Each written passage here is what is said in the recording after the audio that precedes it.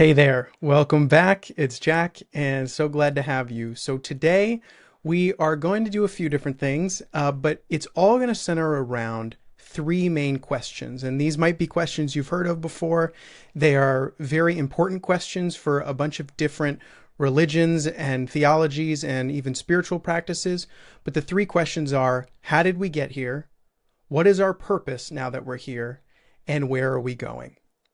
And in relation to those questions, I'm going to talk a little bit about my own perspective and what I bring to things so that going forward, when you see any other videos from me, this kind of can act as like an anchor point, basically, to kind of keep us all grounded and kind of like, what is the intention here?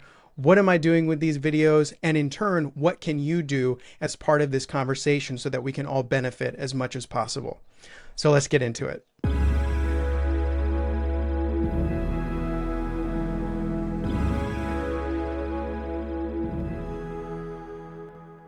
As I kind of mentioned, I'm interested in doing so many different kinds of things. Like the video I made before this was about something I called the waste space approach, which is just a way of like organizing and like harmonizing your life, and not really with any kind of like metaphysical sort of like theory or anything like that, but more like what I've seen to be helpful and just a way of like understanding what I can do to be supportive to people. And so that was about like, okay, let's organize and harmonize the mental space, the physical space, the digital space, because that's becoming more and more relevant if that wasn't already obvious. So sometimes I'm interested in doing things like that, and sometimes I want to get into something a bit more you might say theoretical, or maybe like theological in a sense, or just something a little more up in the clouds, a little more heady, a little more let's like get into the philosophy of things. And you might see from previous videos that I've already been into that, but I think it's a good opportunity for us to kind of like, plant a new flag in the sand and say, okay, this is what I'm about. This is what this channel is about. And hopefully this is what we can be about in our conversation together. So as I mentioned in the intro, there are three main questions that I want to use for us as we go through this video. The first is, how did we get here, or where did we come from? Sometimes it's in one form, sometimes it's in another. So the past, in a sense. What is our purpose here? What are we doing here? That's looking at things kind of as it is now. And then where are we going? What does the future look like? There are many ways to apply these questions. I'm going to do it kind of in two ways and then leave the third way sort of at the end for you. So stick around if you want to kind of like see where we take things from here. But I'll start first with taking these three questions to my own like individual identity life, Jack's life, because I think that's going to be helpful in us arriving at like how this perspective came to be, and then allowing us to have context for all the different kinds of things we're going to do here, whether it's reacting to videos of like the Jubilee video of Christians versus ex-Christians, or, talking about A Course in Miracles topics, which I'll get to A Course in Miracles later, or talking about Buddhism or meditation or organizing your life or life coaching or music or creativity. All of these things, I think, for me, they have a common thread, but it may not be obvious to you why I would be interested in all of these kinds of things. So I think that'll be some help for us to have a little bit of that context. But then from there, it will also get to be, how do I actually answer those three questions? From my own experience of a religion in a sense, but really not so much a religion and more of a spiritual practice, a spiritual embodiment, you might say, spiritual integration at a certain point. So, all right, so let's get into this. My spiritual autobiography, you might say. So how I got here. Let's talk about the background. Maybe some of these things will resonate with you or overlap with some of your experiences, because after all, we are growing up in many of the same age, around the same ages. But I'll start by saying that I grew up, as I say to my friends, Jewish, where I'm just sort of Jewish. I had a bar mitzvah. I definitely prayed to God a bit as a kid. I kind of wondered about God as a kid. And I, at the same time, was kind of pulled between different cultures because, on one hand, we celebrated Christmas like plenty of non-Christians do, but I was born to parents where, my both of my parents actually had Jewish fathers and Catholic mothers. And so it made for an interesting blend of sort of not really so much a religious experience, but more like a non-religious experience. Because if you imagine if a Jewish person and a Catholic person come together and don't feel that much like resistance to being together because of their own religious backgrounds, it's probably because their attachment to their religious rules and hierarchies and guidelines and standards is pretty loose. So it was already kind of loose when my parents were growing up. So then really at that point, they were just like, well, we should probably raise our kids with some kind of religion, right? That's the right thing to do. And so they raised us Jewish, but we still had some of the cultural Christian aspects to us. Not so much a belief in God really, but just like the most shallow cultural aspects, which in a funny way, like even though they're shallow, like celebrating Christmas and having presents and Santa Claus and stuff, and they're kind of like pulled apart from Christianity itself. We still had so many of like the family values of love and support and belonging that I think, any religion at its best has that within it. So I was still raised with these values that you could say we owe religion credit for passing these values down through generations and generations, as maybe, imperfect as these lineages can be at times.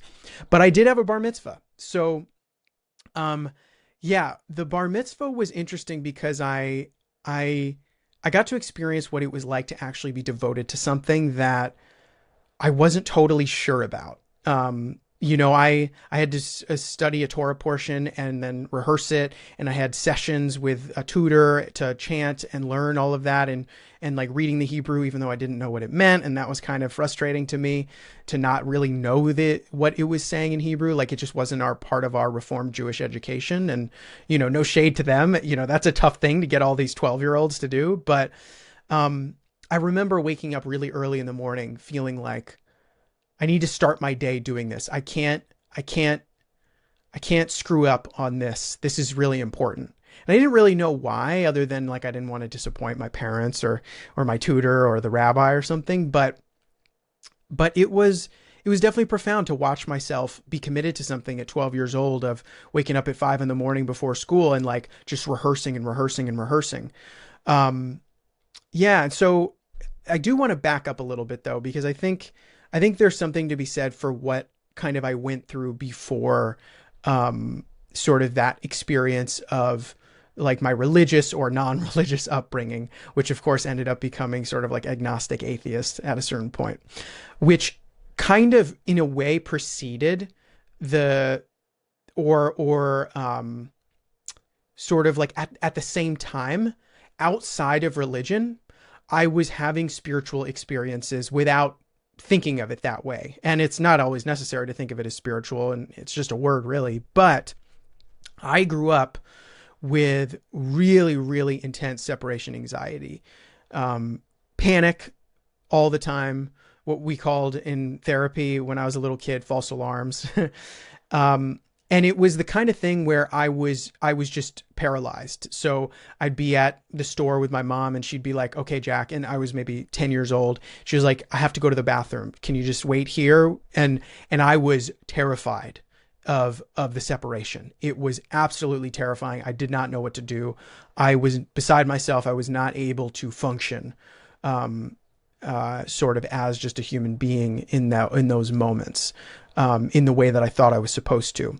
And as far as I can tell, that my parents have told me, it was there from the beginning. I had separation anxiety, and I think I had some formative experiences that I think as part of that separation anxiety exacerbated the separation anxiety, because, like people got to live their lives, and like having intense separation anxiety can make it difficult. For all of us involved, so that was very interesting. And around 10 years old, kind of just a few years before I was studying to become a bar mitzvah, I was unable to go to sleep on my own. I needed one of my parents to lie in bed with me until I fell asleep. And sometimes it sucked because like my dad would like fall asleep next to me, trying to be helpful, but I still couldn't fall asleep. And now I just felt like, oh, now I'm just uncomfortable. I can't sleep. I don't want to be alone, but also I can't really sleep. And just kind of feeling this inner turmoil and and it was like I was learning what it meant to suffer. Not suffer like the pain and discomfort, but like what it meant to try to get rid of pain, get rid of discomfort, and have it not work and have that make all of it worse. So I was trying to get rid of the discomfort of separation, of the anxiety itself. And so then one of my parents would be in there with me, but I couldn't fall asleep. And so now my parent was there. I felt bad because they were there and they probably weren't going to sleep as well. They had already fallen asleep, so I couldn't, it's not like I could talk to them or something. And so then at that point, I was kind of just like, ugh, now I have all this anxiety and I have to live with the fact that I've done all these things to fix the anxiety, but it hasn't worked at all. All it's done is kind of made it worse and made it more like instantiated, more like a part of my lived experience. And so that took me to therapy, like I mentioned. And in therapy was my first exposure, I would say, to spiritual practice, because I went to something called ACT therapy, which I believe is a type of cognitive behavioral therapy, or CBT. ACT therapy is acceptance and commitment therapy. And ACT therapy is indebted, owes a lot of its sort of practicality and theory and why it works and where it comes from to mindfulness. And if you're familiar at all with mindfulness, you know that mindfulness is indebted to Buddhism. So a lot of this comes back to sort of the middle way of Buddhism, moderation, gaining perspective, utilizing mindfulness activities like meditation, like, there's so many ways to think of it. And so I was doing these practices and we did this thing where, this game where I would get like tickets, like little like pieces of paper that said like one ticket on it when I could fall asleep on my own. And it allowed me to gamify this spiritual practice where I was on one hand gamifying it because I would get these tickets that would eventually allow me to earn my first cell phone, which at, 10, 11 years old is like kind of nuts back then. That was like almost 20 years ago. So 20 years ago, getting a phone at 10 years old is rare. And so it was very interesting to me. Like on one hand, my ego was like going for that. And so the beauty of this spiritual practice is that it gave my ego something to chew on. But at the same time, I was learning to use terminology that could be helpful for me to be mindful in those moments when the panic would start to come in at, 10 p.m. at night or whatever time I'm going to sleep. And I would remember it's a false alarm. Now, sometimes I wasn't able to, let go of the fear, and other times I was. And that was okay because all in all, over the course of that 6 months or whatever it was that like treatment plan, I really did overcome that separation anxiety. And it's not like it all went away. Like I also had interesting fears of like the fear of like talking to the pizza place on the phone to make an order. I was like afraid of that. I think because of some separation from my parents' care in ordering food or something, it was very interesting. Sometimes I would get fearful if I had to go to the bathroom by myself, or taking a shower like on my own without like one of my parents right outside the door, just in case I need something. All these different manifestations of separation anxiety, but this spiritual practice of mindfulness was really helpful. And I think what made it so profound for me is it's not that I came to a spiritual practice like later in life because I was like, there must be something more. It started out as a way to, it started out as medicine, basically. Like it started out as medicine for my psychological ailment. And I've, come to see over the years that spiritual practice can very much be that. That may not really be the point of like the, sort of the middle way of Buddhism or the of the end goal of Vipassana, if there is an end goal, or the like the the way of just engaging with spiritual practice, because it's not just about making life good. It's about awakening. It's about realizing our true identity, our true nature, our Buddha nature, our Christ consciousness, our Christhood, being the Son of God, whatever terminology you want to use. But nevertheless, there is value in spiritual practice being a remedy, being medicinal. And it was for me at 10 years old. And so that stuck with me. I always wondered, I always thought, I'm going to have to look more into that Buddhism stuff, because my mom was kind of like into it, very peripherally, where she just thought it would be helpful to me to read a little Jack Kornfield of like those little coffee table books where he like distills some of Buddha's wisdom into some nice statements and things. And I couldn't understand a lot of it, but I understood it on a level that was more important than the intellectual, because I experienced firsthand the value of that mindful approach. So that's kind of where I came from. And at a certain point, I, like a lot of kids in their teenage years, become sort of disillusioned with the authority of religion and of a Judeo-Christian God in the exclusive sense, not in the sort of open, loose sense. And I'll get to that later, of kind of like parsing out the differences between the two. And so I definitely turned toward sort of a more atheist, agnostic mindset. I think I was always, and in some ways still am, agnostic, but it was sort of like, when it really came down to it, I was agnostic and kind of had this belief that everyone was, which is kind of a bit arrogant, but nevertheless, a sense of uncertainty there. But I was living as if to be atheist. I was living as if, at the very least, the Judeo-Christian God did not exist. Didn't mean that I wasn't open to some kind of universal power or something, but I didn't entertain that very much.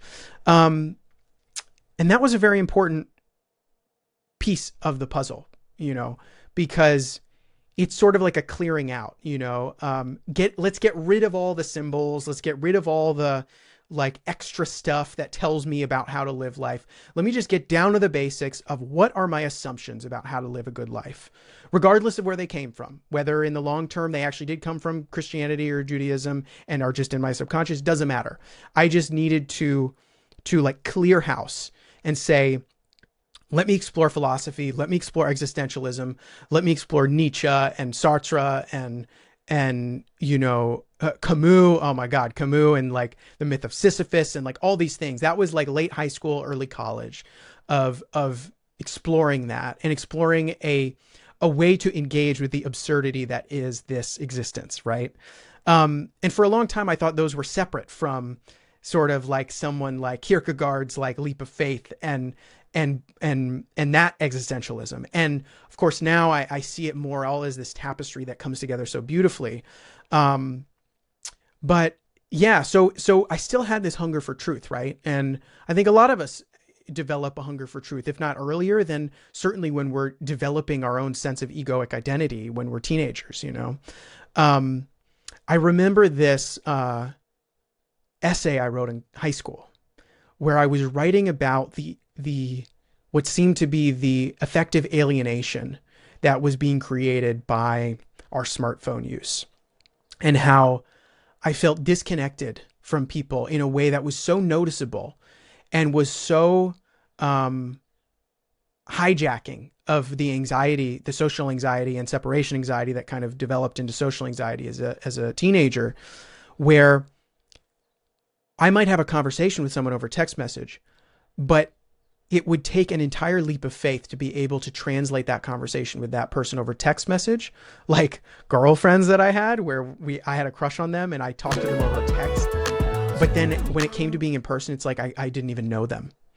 And in a way I didn't, because there was so much of a separation of humanity in that. And I think I really needed to explore, why was that happening?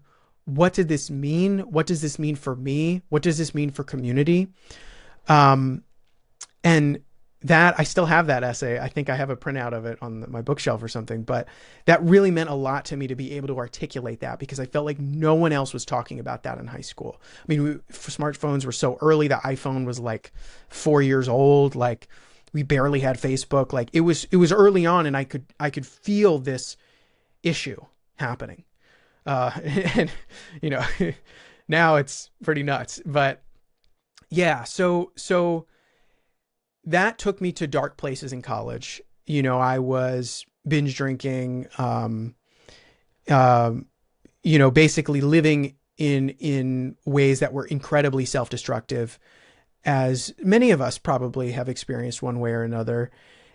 Yet I did have this sense deep, deep down within me that I was cared for somehow. And I couldn't have articulated it then because I was just, most of the time I was medicating or distracting myself, one or the other.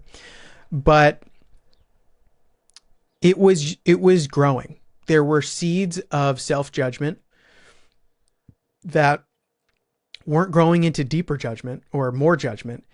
It was self-judgment that was going to be healed. And it wasn't until after college that I got to have what I would say is that transition between, like I said, how did I get here? So that's the stuff of how I got here, to, okay, why am I here? Like, what is my purpose here now that I'm here? And this is where I started to discover that. And for a lot of us, this would be like some kind of awakening experience. And so my awakening experience happened over the course of maybe a couple years. But a mixture of things were involved. First, psychedelics were a big part of it for sure. COVID was a part of it, big part of it for sure. But COVID was kind of toward it was like the final catalyzing force for me to like totally leap into purpose or leap into this new chapter and a conscious spiritual practice. But I experimented with psychedelics. I wasn't alone. I had loved ones that could do it with me. And I was like, wait a minute. I am rediscovering something so incredibly familiar. Like, how have I forgotten about this? Like, I have videos to myself of like when I was like in the middle of a trip or something saying like, don't forget, Jack, do not forget about this. And what I was talking about, and I'll articulate it as best as I can because it's all ineffable. And if you've had any experiences like this, whether psychedelics, mystical, in meditation, whatever, you probably get some version of this, of like, that everything is okay. Like everything is totally okay. Like not okay. Like the problem that you're facing as a human being is like already solved or something. I mean, in a sense, yes, but it's more like there's a base ground, foundational reality, foundational truth, heaven, we might say, the Tao, whatever you want to call it, that where everything is okay, always was okay, always will be okay, constant. The nature of reality is not constant, it's ever changing, but that ever changingness of just this ever flowing, endless becoming alwaysness. I used to use the term or the phrase, everything is an almost. So everything is an almost sort of just never ending momentum of things folding in on themselves, of reality, thoughts into forms, forms into back into thoughts, just over and over again, forever. That eternity is something deep. And deep beyond deep, you know, because deep implies there's a shallow end. There's no shallow end to eternity. And that rediscovery of eternity just flooded me with a sense of peace. Now, of course, when you first are trying to reintegrate an experience like that, you have trouble articulating it. You have trouble validating it. You have trouble feeling like it's valid because the other people in your life oftentimes may not understand it. I was fortunate that I didn't trip alone most of the time, so I didn't feel totally alone in it. But at the same time, like being in an ego is the loneliest thing. Like that's what hell is, you know? So it was an awakening experience for sure. And I had multiple of them over time. I never did like, you know, like a DMT blast off complete astral out of body experience kind of thing. But it was more of just an intuitive knowing that was there.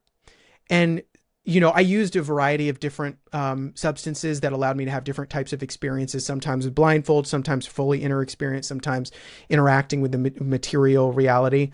Um, but the truth of the messaging that I was receiving, I think it was Alan Watts, once you receive the message, hang up the phone of the psychedelics. Like, I was receiving the message, and I would have to pick up the phone and be like, what did you say again? Like, what was that truth about? Like, what was that about? Like, again? And eventually it stuck enough that, I was able to open myself to sort of my first exposure to like a spiritual text that could meet me where I was, but still be like, you need to be aware of this. So it wasn't like, wisdom from the Buddha without the sort of spiritual context where it's like, you know, some wisdom, that's great wisdom, but is like, be mindful of the body and the way that it's moving. Be aware that it is ever changing. Something like that. Like that touched me. I appreciated that. But I wanted to know that first answer to the question. How did we get here? What the hell is going on? Like, what is this? And so because of the psychedelic history I'd had, I wanted to know what other people, came across when they had that experience and then discovered and then was like, so what is going on? Like, I have this sense of peace, but what is going on? Why do I feel so terrible now coming back into whatever this is? And so that's when I found Be Here Now by Ram Dass. Richard Alpert was the name he went by, before he kind of took on a spiritual identity, you might say, spiritual ego, in a way, as he'd say. And that was the first time I was able to articulate what I had been experiencing, because another person gave me the words that they had found to be able to use after seeing, his guru Maharaji, Neem Karoli Baba, and all the, if you've ever seen Be Here Now, I mean, it's a popular enough book. The imagery is so helpful. And I remember reading it and being like, yeah, that's so true. That's so true. That's so true. And then something about Jesus Christ and God. And I was like, I don't know about God though. I don't know about Jesus though. Like I like this parts of like, where you came from is where you're going back to, or like, it's all the Tao or something like that. Cause I had been exposed to the Tao Te Ching and stuff like that. But as I read more of the book, as I tripped again, came back to the book, read other stuff, came back to the book, it all started to, as I talk about with the waste-based puzzle, sort of, the puzzle pieces started to fall into place. It started to become like, oh my gosh, these are not, I'm getting goosebumps because I remember, these are not separate, these are not like different stories that are exclusive of each other. These are all the same story. It's the same answers to these three questions. How did we get here? What's our purpose here? And where are we going? The only difference are the outfits. Ultimately, it's all clothing. It's all clothing, all a story to put on top of this insane egoic existence of how we became an ego, what's going on now, and where we're headed. So it opened me up. It opened my mind to be able to see that everyone that articulates truth, no matter how they articulate it, no matter what the form of the truth is, it's all the same truth. You may be familiar with like I think it's like the blind men touching the elephant, and they all touch different parts of the elephant. And so one of them says that it's, is touching the husk, and is like, whoa, it's must be a unicorn, because of the horn or something. And then the other's touching the trunk and thinks it's like a tunnel. And then the other's touching the leg and thinks it's, a stool or something. And none of them are wrong in the sense that it's all articulated as best they can based on what they are experiencing, but it's all coming from the same truth. It's all coming from the same inherent base eternity, reality, heaven, truth, love, whatever you want to call it. It's love is probably the best, closest we could possibly get in words. After that, you just need to be silent, but which I'm not doing here today, but speak the dance of speaking and sort of articulating in sort of the music of a cappella speaking is always fun. So, but nevertheless, I was really open to seeing how, in a way, it was sort of like, let me just experiment with everything being true. Every story, everything. Not to say everything is literally true. Like, not to say that I decided that I would believe that, in the Old Testament that, that I think the story is like that Noah found himself inside of a whale or something, it's not for me to really say. It doesn't really matter whether it's true or not. To me personally, I don't think anything needs to be literally true at all, because, this dream-like reality is not true reality. So dream is a dream is a dream is a dream. But nevertheless, I could say, okay, how would this be true? And the way that I was able to feel it, and especially using my skeptical sort of toolkit that I had gotten from atheism and agnosticism, of being able to let go of needing things to be literally true, because I had already accepted that they probably weren't literally true. I could say, well, what if, like, everything is true? Like all the stories are true. Not true in some objective material sense, the way that atheism would like to talk about the Bible as being, how could that possibly have happened? Like, that's preposterous. Not like that. That, to me, that's a false argument. Not a false argument like one side of the argument. It's a false dichotomy. Like, the dichotomy of whether the Bible is true or not is to miss the point of not just the Bible, but any spiritual teaching. The point of the spiritual teaching is to point you to truth.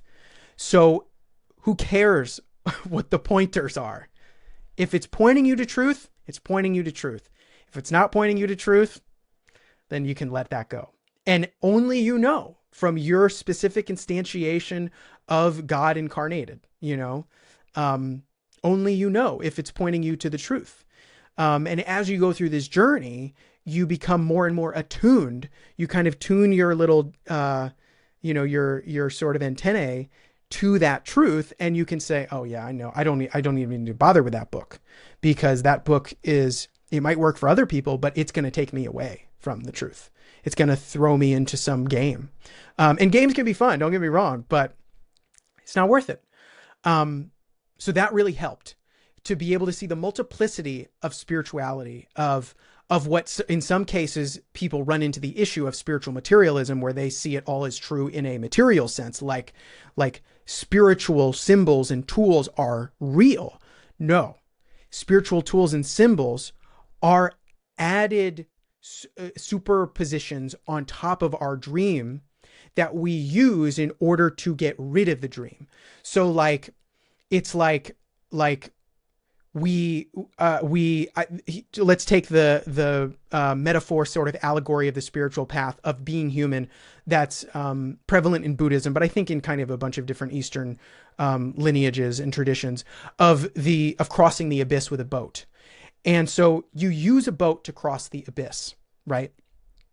And the boat is amazing for crossing the abyss. The abyss, of course, being the human condition, the egoic condition, the boat being a spiritual practice like meditation, or a teaching overall, like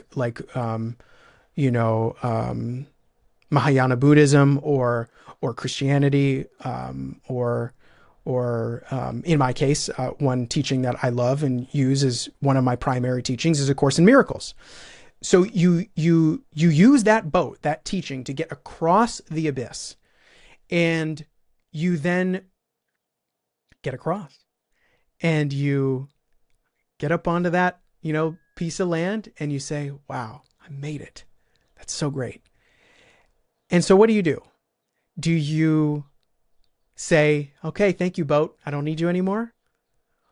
Or, like I think many of us tend to, we say, no, no, I need the boat. The boat is the reason I'm here. It's the only way I could get here. Like, how else was I going to get to this awakening state out of the ego without the boat? I need the boat.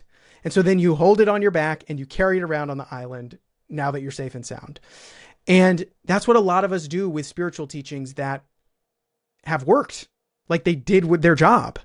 And it doesn't mean they did their job in time. And now, for example, I'm never going to like meditate again or something. It's not like that, because it's all now. Everything is right now. Someone I work with and one of my, dear teachers, I would say at this point, John Mundy, Dr. John Mundy, he's been a Course in Miracles teacher basically since the beginning of the Course in Miracles when it came out in the 70s. And he has this great way of putting the present moment and God together in a statement, which is that God knows you only now. Like, God knows me only right now. And so, like, think about that as a teaching, right? As the boat. I just use that boat to get across the abyss. And maybe I have to go across the abyss many times because I float back into the abyss water or whatever. But when I cross, I don't need those words. Like, I don't need to keep saying to myself, God knows you only now, God knows you only now. I do if I'm still pedaling across the abyss. But once I'm across, if I'm in meditation and I've used the mantra and then I'm just absorbed in that, in the present moment with God, as God, then I don't need to keep saying it to myself. At that point, I'm just attached to the words. And so, I think that comes into play, and that me being able to see that, it helped me to engage in whatever spiritual practice, teaching, lineage, tradition, religion that felt right and feels right, because all of it's just a pointer to the truth. And even saying the truth is a pointer at the truth, right? And so I hope, I know we're still kind of in the middle here, but I hope that if you are someone who maybe you're, conservative in your approach to spirituality, maybe you don't even think of it that way and it's just your religion. Maybe you are sort of like me, where you came from less of a religious upbringing and you're like, okay, I think there's probably something useful about spirituality, but like, there's so many different traditions. There's Krishna and there's Jesus and there's the Buddha. And then there's the story of Abraham. And then there's like, Ram Dass's guru, Maharaji, and there's like all these ways of thinking about it. And then there's Chogyam Trungpa talking about spiritual materialism and like, what am I going to do? And I think this can be helpful, is realizing that all of it is part of the dream. Like, and it's a great part of the dream. It's so wonderful because it's a part of the dream that's going to make the dream better, and better in the sense more peaceful, more harmonious. Then this is what I'm talking about of like way space is like my instantiation of bringing that harmony and the way of configuring this dreaminess of our world here to be happier, to be more pleasant, to be more peaceful. And so that it's easier for us to wake up. So that it's not a rude awakening, but a pleasant awakening. You open your eyes in the morning, the light's shining in, and you're just like, it's great to be here, So in any case, maybe I can kind of talk about how it really incorporated into my music. So I've been making music for 2010 was when I started. So about 15 years now. And did it professionally for like half of that in the middle. The last few years, I haven't done it as professionally, but I still perform and stuff. And music, I realized that music had been my spiritual practice all along. That writing lyrics and performing and recording allowed me to get into flow states and that was my spiritual practice. It was meditation. Not meditation, maybe in the sense of like meditation as a state that you just let yourself fall into, but more like the way people talk about like movement meditation or something like that to quiet the mind, because my mind was single pointed. So it was more of a single pointed meditation, practice. And that really opened me up, because then it could be that the practice of making music was practice, but I could infuse it with the meaning that and the lessons and the wisdom from this, what I am going to call the sustaining path of my spiritual practice. So that's been since those awakening experiences of me just sort of saying, okay, not to say I'm not going to use psychedelics again, but I'm not really needing to do it a ton anymore. And I'm kind of more microdosing with the spiritual practice itself. So that's kind of where the pandemic came in. And, I don't know about you, but there are some terrible things about it, of course, but also it was an opportunity to detach from the goings on of the world, the game, the race, the rat race, whatever you want to call it. And I had, during the pandemic, I kind of allowed to embody sort of a sadhana. And if you're not familiar, sadhana in sort of Hindu lineages and traditions that's like the spiritual practice, but like more full, expansive of life. Like sadhana, what happens is someone would say at the beginning, like, yeah, my sadhana, I go about my day, I do work, I hang out with family, and then I have sadhana at the end of the day or at the beginning of the day. And I meditate and I go to my altar and pray or say a blessing or whatever it might be. And then what sadhana grows into is then sadhana kind of like expands outward to your entire life, to the point where your whole life is sadhana, that every moment of your life is part of your spiritual practice to bring you home to eternity, to God, to heaven, to be with Krishna, to Brahman, to, whatever term is helpful to use. And so what was interesting is, for me, it was kind of, I plunged into it because COVID allowed me to kind of just, all of a sudden, my whole life was sadhana. It was like I was on a retreat, basically. So I was reading the Tao Te Ching every day. I was saying a mantra, Sri Ram, Jai Ram, of chanting it to myself in my head, and it's still kind of back there, which means like victory to Ram. It's a chant that, and a song really, that Hanuman, who is sort of a Hindu deity, who's sort of the embodiment of service, and Ram Das and his lineage from Maharaji, they kind of embody Hanuman. And I very much so resonate with that. And so I would sing that as sort of saying like, sort of it roughly translates to like victory to Ram. And I always imagined it as like what people would be singing as God comes home to himself or themself or itself, as like you cross the finish line, once ego, now remembering yourself as God. And so I would sing it to myself as saying like, you're waking up. And it's still there. So sort of daily devotional practices, sitting meditation, walking meditation, lots of yoga, hatha yoga, but, also, I'm forgetting there's an intellectual one, Kriya yoga, maybe, I forget.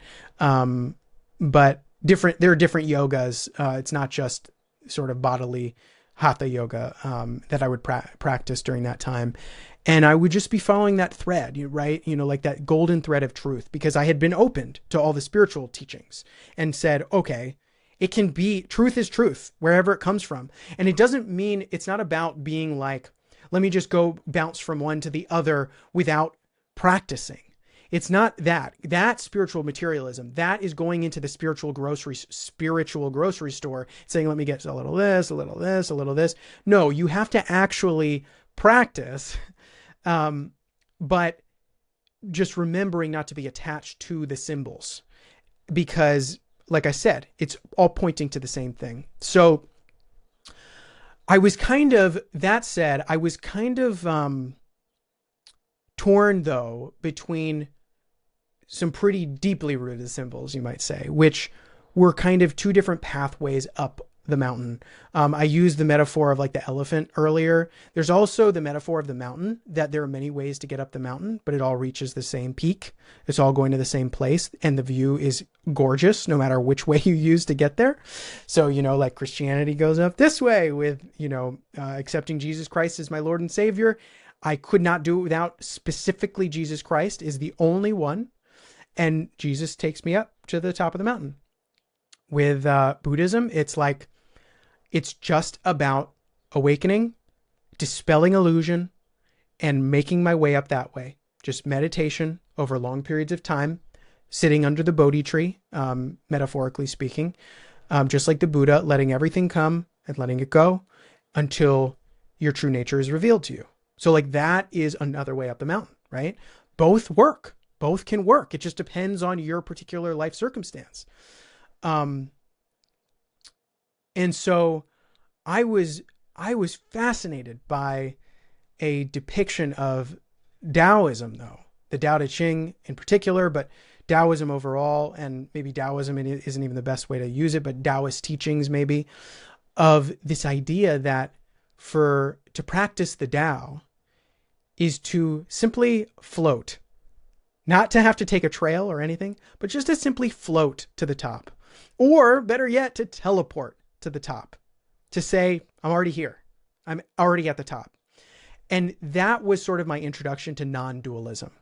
And in some ways, I should mention that Buddhism in many circumstances is non-dualistic, of course. But it was my introduction to non-dualism in the sense of the path that one takes to that awakeningness, to homeness, to love, to the true mind, to Buddhahood, to Godhood, to the Godhead, whatever you want to call it. That there was, sort of a path of purification, what a lot of people call the progressive path. And then there's the direct path, or a more of a non-dual approach. I recognize that in some cases you could still practice a non-dual approach, but have it still be progressive, because I would say that ultimately, for me at least, what's been working best is actually to integrate the two, to see that on one hand, the truth is non-dualistic. There is only one. There's zero. It's really more like zero. But nevertheless, despite awakening to that, there may still be purification necessary. And this is why I appreciate A Course in Miracles so much, is because it integrates the two, like many wonderful teachings do. And so there's the purification that helps one to be able to do that Taoist teleportation to the top of the mountain. And so it became the opportunity to sort of draw this balance, or sort of like intertwine these threads of a progressive path of purification, devotion, service over time, with the direct path of the non-dual recognition of truth as it is. Bare, raw, astonishing, awe-inspiring at times, but maybe not if I remember who I am. So that kind of brings me really deeper into this embodying purpose, right? So what does this mean? All of this stuff of me practicing now, having had those awakening experiences, feeling honestly just like I did not know that I could feel this peaceful, when I was younger. What does that mean for this work that I'm doing, for my channel, for my full-time job, for the music that I make? I just released an album called Fievel Speaks, which is like basically my Hebrew name speaking. So like the light speaks, the being of light speaks. Like, what does it mean for the light to speak through me, for the light to live through me, for love to live through me, for me to allow, Christ to use me as an instrument for harmony, an instrument for awakening for other people, as well as myself. Your awakening is my awakening. It's not something that happens alone. To believe that awakening is something that happens alone is to, once again, fall into an ego trap. So that's really important to me, is allowing myself to be used as an instrument for this. And so that might mean playing in the game of YouTube, or the streaming platforms, or getting a job, working a full-time job, or using my skills in the world in whatever way. But it's all rooted in this same soil of being, of healing, of peace, of awakening, of love, not in form, in the content itself, like the true content of what that really means. And I recognize it's difficult to get that across when we can't just be intuitively experiencing it. But if you have had any experience like this, then I'm sure you know what I'm talking about. And I don't mean you know what I'm talking about like you've heard it somewhere. I mean, you know what I'm talking about like you have had this remembering, this recognition. And if you haven't yet, you will. Trust me, we're all bound to. It's like it's the thing that's bound to happen.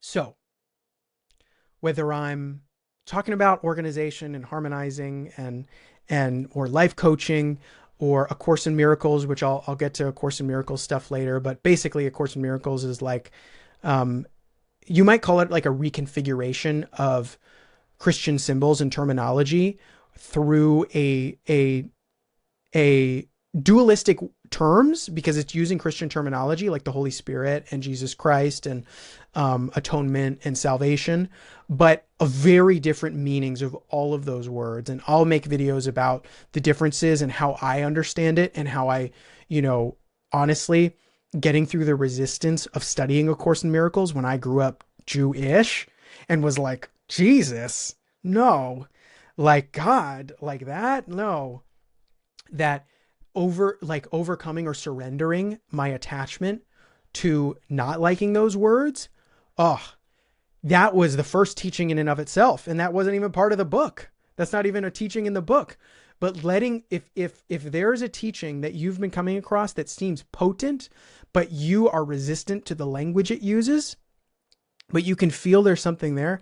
I would say tread slowly, lightly, of course, always cautious, but go with it and see if the truth is found there, because I found it there. And I mean, hey, like now it's opened up so much, even more so than what I was saying before. So that's also part of it, is like bringing the value that I have been able to find through my own spiritual practice and journey to you so that you can benefit from it just the way I've benefited from all of my teachers, and just the way that I'll probably benefit from you at some point in the conversations we have. There are probably plenty of teachings that you've come across, or just, self-help or transformational, support that you've found that may or may not be spiritual, may or may not be religious, that you found helpful. And I'm open to that. That's what I'm saying is truth, right?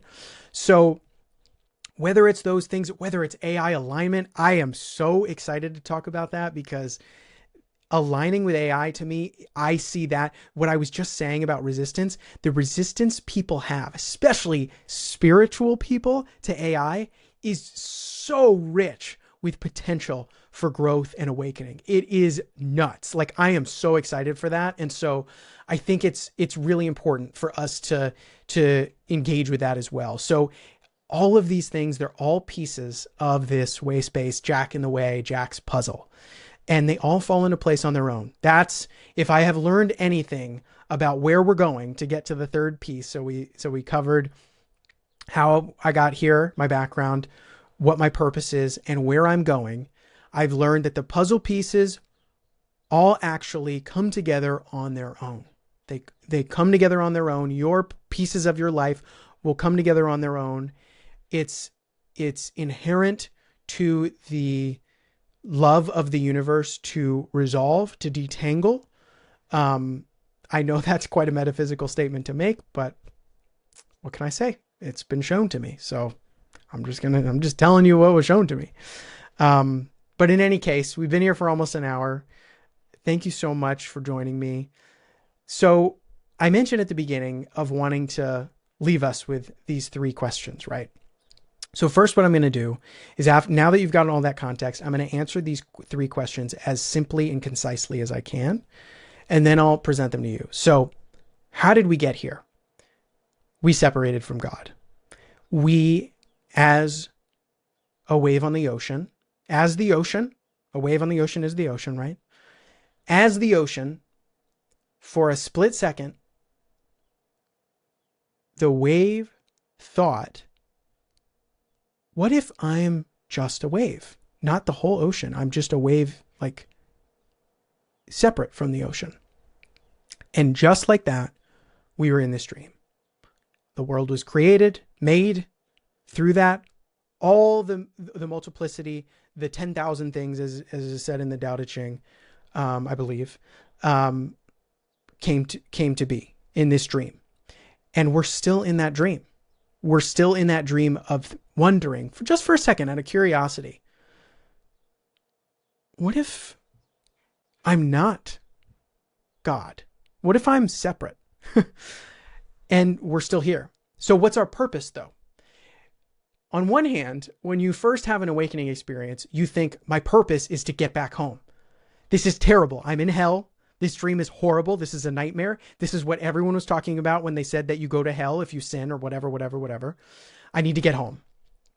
Now, of course, it's not that simple. I mean, in a way it is that simple. In a way it's even simpler. It's that we never left home, but that's for another time.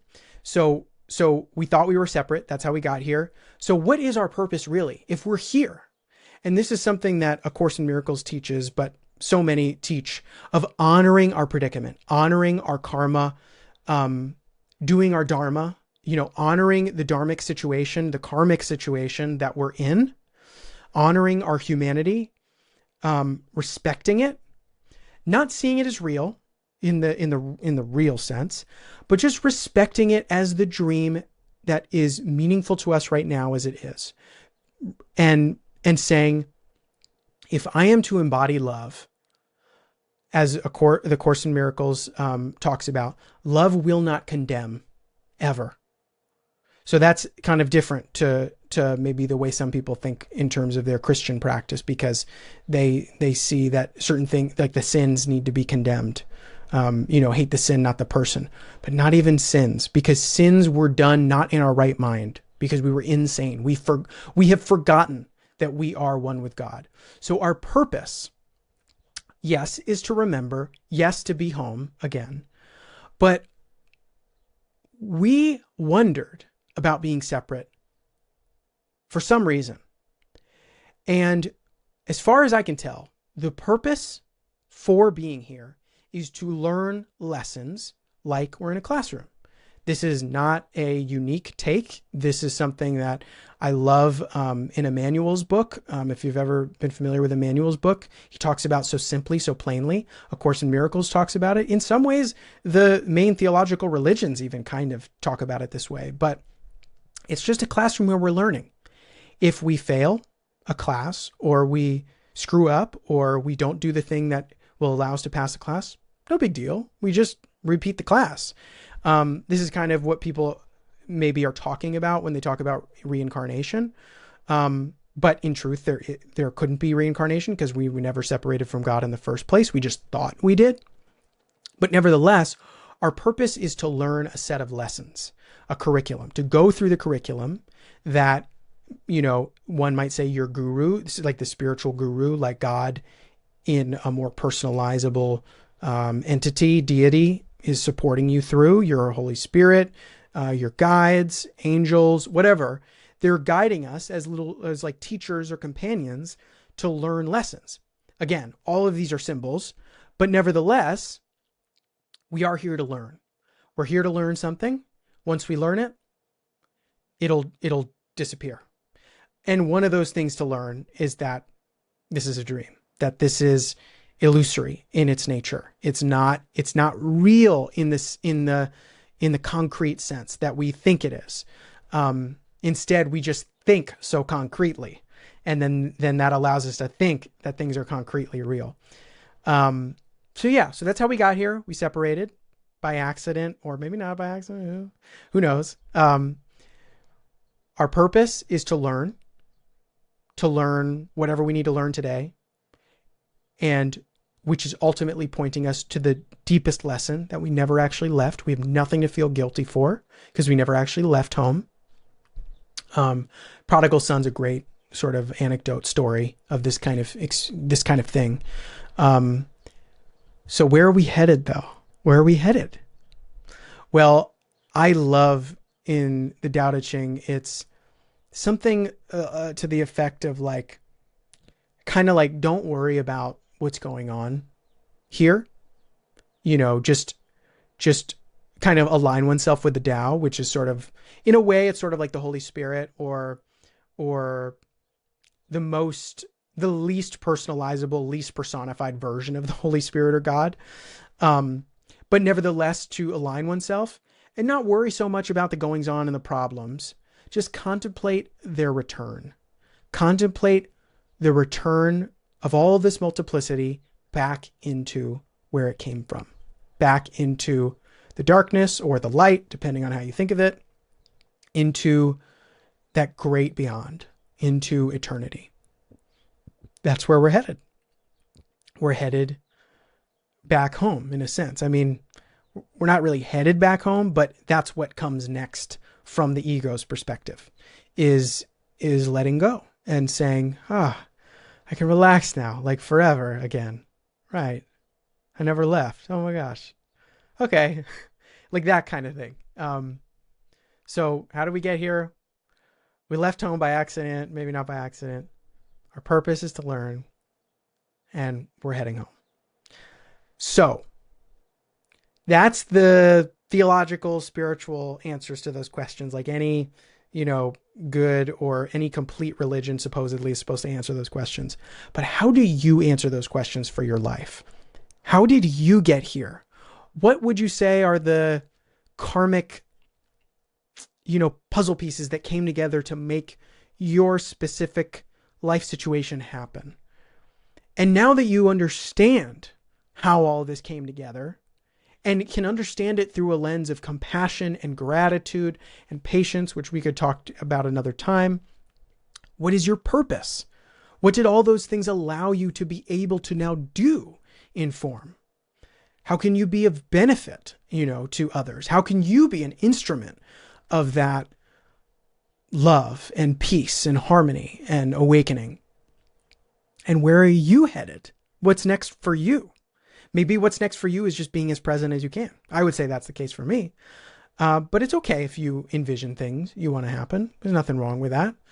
Like we were saying, there's no reason to feel guilt or like I've done something wrong, because this is all a dream anyway. Like, I don't mean that nothing matters in that sense. It's just like, let's cut ourselves some slack, like any time we spend feeling guilty about something is time we could spend being compassionate toward ourselves and other people.